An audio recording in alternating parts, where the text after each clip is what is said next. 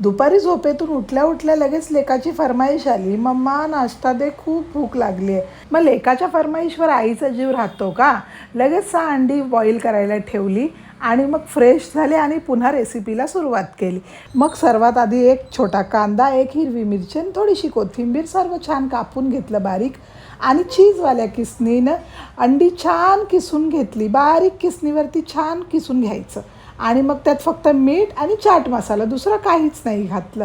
आणि अंडी बॉईल केलेली बघून मग भूक लागली म्हणून मग इकडे तिकडे बघून गपचूप एक अंडं तोंडात घातलं आणि मग त्या मिक्सचरचे 2 पार्ट केले, मध्ये चीज भरून त्यांचे छान वडे थापून घेतले आणि साईडला ठेवून दिले. नेक्स्ट प्रोसेसमध्ये एका वाटीत एक अंडं फोडून घेतलं, त्याच्यामध्ये फक्त काळी मिरीची पावडर आणि मीठ थोडंसं स्प्रिंकल केलं आणि सोबतीला घेतला मी कॉर्नस्टार्च आणि मैदा. मग वडा घेतला, त्याला छान अंड्यामध्ये स्विमिंग करवली आणि मग पिठात बुडवून रोल करून त्या तेलात सोडून दिले.